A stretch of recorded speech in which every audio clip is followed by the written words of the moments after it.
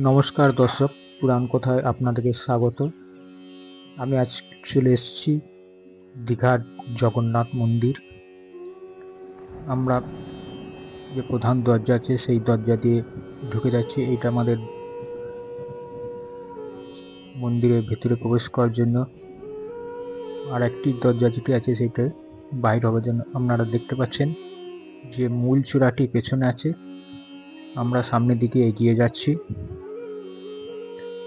এই মন্দিরটি সদ্য নির্মিত হয়েছে। আমাদের রাজ্যের যে মুখ্যমন্ত্রী আছেন মমতা বন্দ্যোপাধ্যায়, ইনার অনুপ্রেরণায় তৈরি হয়েছে।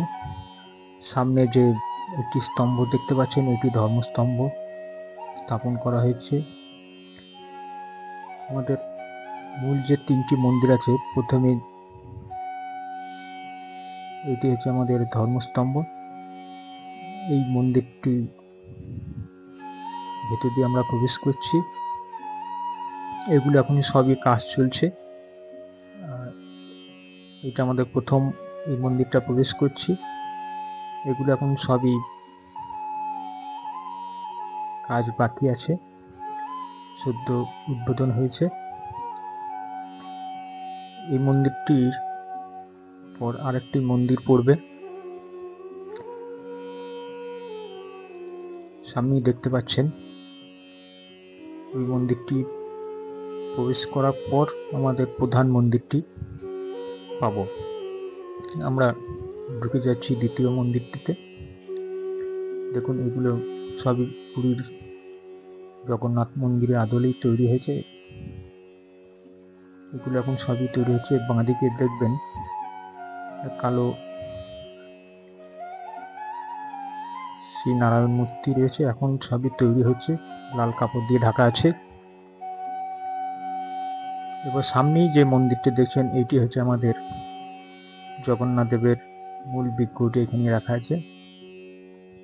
এই মন্দিরটি সবই লাল পাথরের তৈরি, যেটা আমাদের রাম মন্দির তৈরি হয়েছে সেই পাথরই ব্যবহার করা হয়েছে। আমরা বাঁ দিকে চলে যাব। এই দেখছেন পাথরগুলি সবই লাল পাথরের তৈরি। এখানেও কিন্তু অনেকগুলি দরজা আছে, যে কোনো একটা দরজা আপনারা ঢুকে যেতে পারেন। আমরা ঢুকে যাচ্ছি মূল মন্দিরের ভেতর দিয়ে। দেখুন ভেতরের কাজগুলো একটু। এই যে প্রথম দরজা পেরিয়ে যাচ্ছি, আমরা দ্বিতীয় দরজায় প্রবেশ করছি। দেখুন ভেতরে এবং উপরে অসংখ্য কাজ, এখনো সবই সদ্য নির্মিত হয়েছে, হয়তো অনেক কাজ এখনো বাকি আছে।